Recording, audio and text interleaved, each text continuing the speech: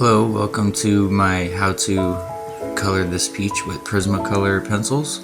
I'm using Prismacolor Premier and Prismacolor Scholar pencils, and right now I am erasing the pencil drawing that I did of the peach so that the lead does not mix with the colored pencil. I still leave a vague outline so that I could follow it. So first I'm going to start with a Prismacolor Scholar Lemon Yellow. It is a very bright yellow. Scholars are a little brighter than the Premier. They tend to, for me at least, be used for highlights or bright shading where the light lands. After that, I am going to use a Scholar or Prismacolor Premier Canary Yellow. And then from there, we move on to the Prismacolor Scholar Orange and the Prismacolor Premier Orange. So those are the first four that I go with to get the initial baseline colors and body of the peach. And you want to work light to dark to get the values right. Occasionally I'll do a dark outline or something like that first, or because I want it to blend differently, like say with the stem or the leaf, I will sometimes jump in with a dark color in the middle, but for the most part I'll just go by value of light to dark. And as you see, I'm getting the entire shade of the peach. Every shade I can, pull out. I always, as you see, line up my area with my colored pencils I'm going to use, and then I put the ones I did use to the side. After this, I'm going to jump in with a Prismacolor Scholar Scarlet Red, and soon after, I believe, I blend in with the colorless blender, and then start shading and texturing with the Prismacolor Premier Scarlet Red, and texturing at the end with the Prismacolor Premier Carmine Red. The texturing would be the bumps, the fur, things like that you would notice. Sometimes you don't really get them in the picture, but it's kind of a learning process of how much to do and how little to do. You don't want to overdo it, because then sometimes it just looks like a bunch of bumps and it looks overdone. You have to do it very subtly and very correctly, and it's a learning process. After that, I believe I jump in with the Prismacolor Scholar Neon Yellow to bring out the inside of the peach and where it's cut so that it pops. I make sure to put all the fine line detail of, the slicing and things like that, cracks in the peach. Make sure everything's nice and bold and bright. You don't want to overwork the paper, so don't be pushing too hard, because you're going to be layering and texturing and blending, and so you want to be nice and just work the paper. Don't abuse it. So yeah, now we're in the darker section of the peach, giving it the shadows at the bottom towards where it would be laying on the table or wherever. Soon after, I'm going to jump into the stem. I start with a medium brown for the outline, and then I go to the light and then the dark, just because I wanted to see where the stem versus the leaf was going to be.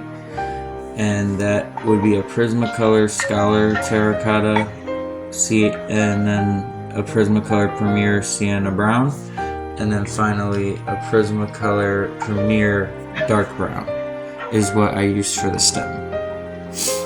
After that, I believe I jump into the leaf.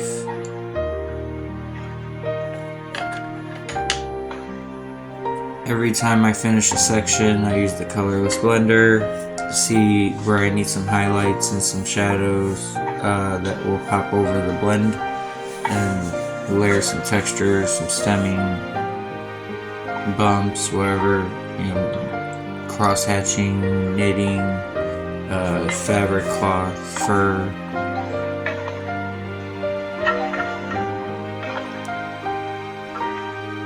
As you see, this neon really helps where the light lands to pop out that yellow,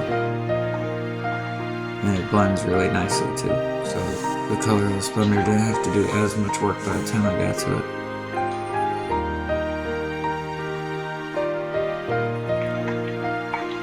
On a side note, anyone in my generation would probably recognize where the idea came from. A song from the 90s, somewhere in the 90s.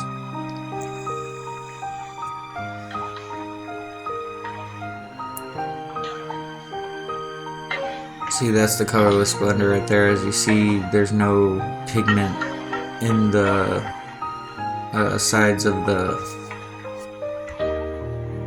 color pencil. Sorry, I had a blank brain moment for a second there.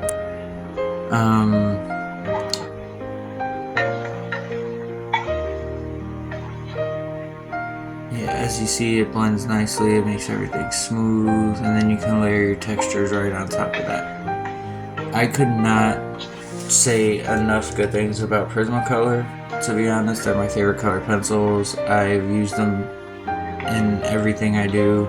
I even use the watercolor pencils, which I'm going to be doing a video on that as well, and how to actually multimedia use all three of the things. Two of the things I use here because I use Posca paint markers at the end, and also the watercolor pencils to actually create a different look that it creates a multimedia artwork image. And you can also do a lot of the different shading, lighting.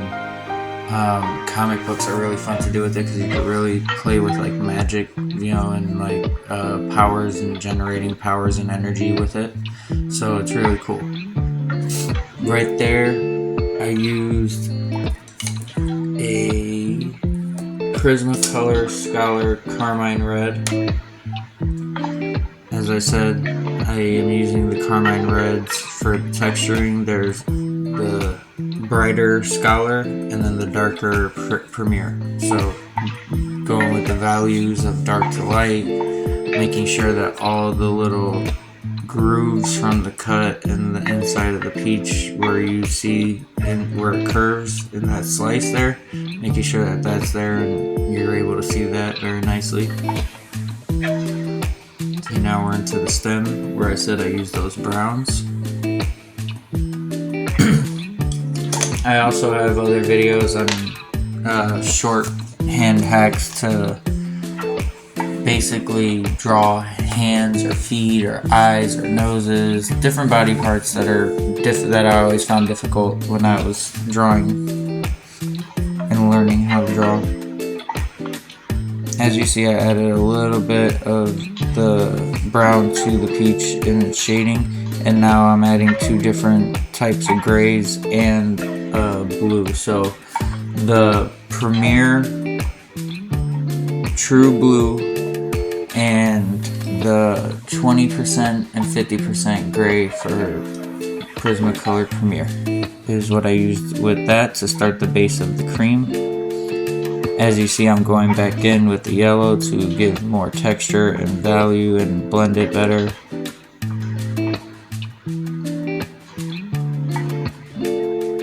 As I said, just don't overwork the paper. That way you could come back in and make it brighter, make it better, make it pop. I put a little bit of shading into the slice where the cream lays on top of, so that you'll see that there's something lying on top of it. Now I'm starting on the leaf. There we start with the Prismacolor Scholar Pale Green. Then we move on to a Prismacolor Premier Apple Green. Then for the shading, we have a Prismacolor Premier Grass Green, or no, Scholar Grass Green. And then for the stemming, we used a Prismacolor Premier Grass Green. Then I'm gonna go in with the Prismacolor Premier White and make the cream look very smooth. And once I feel I am comfortable with the colored pencils, I will then get the Posca paint markers and add all the cracks from the cut, the highlights and shading in the cream and in the peach itself, in the slice and everything. As you see, I'm into the white now. This image took me an hour and 12 minutes including the drawing, so I'm cutting it down to 14 minutes, 14 and a half minutes. Don't want to waste your time so much, but I do want to help anyone who wants to learn. See me texturing right there, adding some dots and some fur.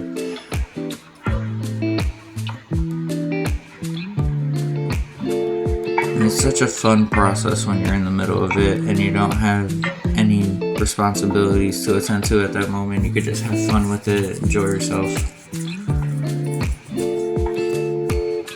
I will also be doing painting sessions live, possibly, when I start my airbrush studio in the garage, and possibly doing watercolor either live or just basic how-to and different uses and techniques.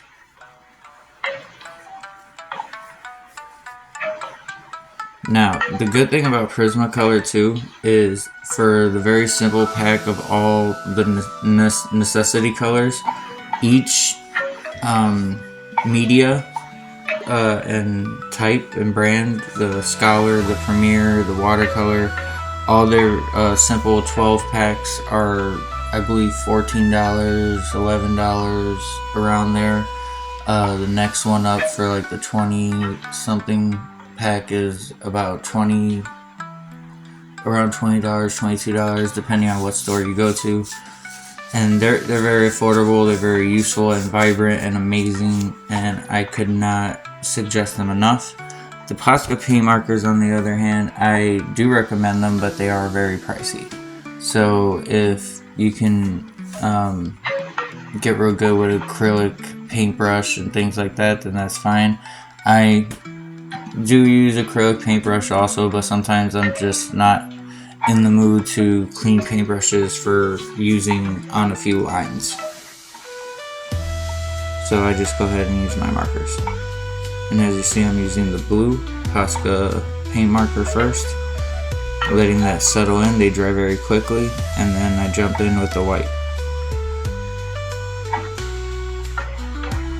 And by the end, we have the peaches and cream image.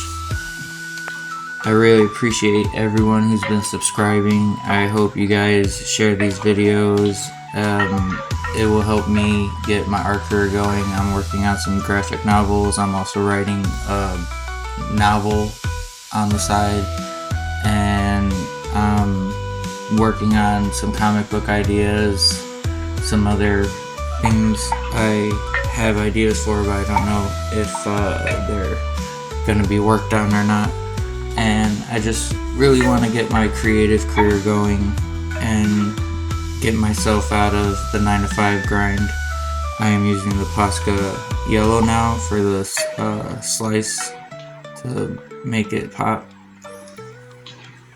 But yeah, I've worked in labor jobs 9-to-5 for a very long time, and I'm overexhausted for the age that I am, and I just want to be able to show my kids that you can do the things that you love and still be able to provide. So thank you very much for joining. Like, subscribe, share, and I will have more coming down the line. You guys take care.